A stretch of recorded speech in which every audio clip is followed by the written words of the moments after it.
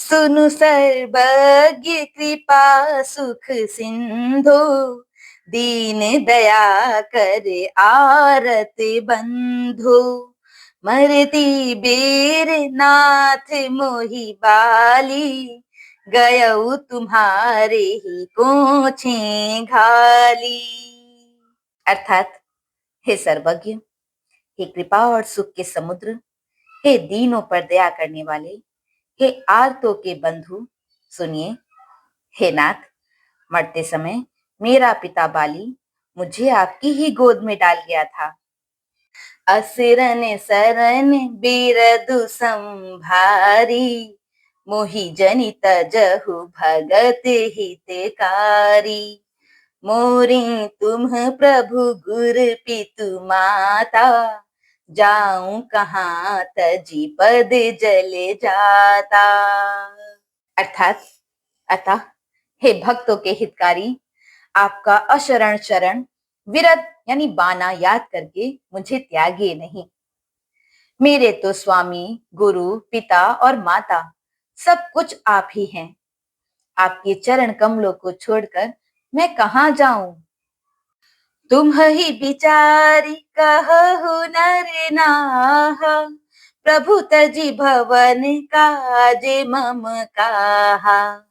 बालक ज्ञान बुद्धि बलहीना, राखहु सरन नाथ जन दीना। अर्थात, हे महाराज, आप ही विचार कर कहिए, प्रभु, आपको छोड़कर घर में मेरा क्या काम है। हे नाथ, इस ज्ञान, बुद्धि और बल से हीन बालक और दीन सेवक को शरण में रखिए। नीची टहल गृह कै सब करी हूँ, पद पंकज बिलो की भव तरी हूँ।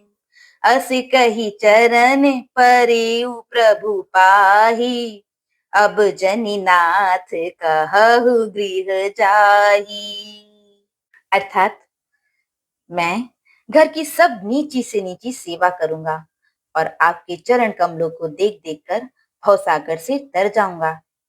ऐसा कहकर वे श्री राम जी के चरणों में गिर पड़े और बोले, हे प्रभु, मेरी रक्षा कीजिए। हे नाथ, अब यह ना कहिए कि तू घर जा। अंगद बचन विनीत सुनी, रघुपति करुणा सीव। प्रभु उठाई उर लायऊ, सजल नयन राजीव, सजल नयन राजीव। अर्थात, अंगद के विनम्र वचन सुनकर करुणा की सीमा प्रभु श्री रघुनाथ जी ने उनको उठाकर हृदय से लगा लिया। प्रभु के नेत्र कमलों में प्रेमाश्रुओं का जल भराया। बोलो सियावर रामचंद्र जी की जय।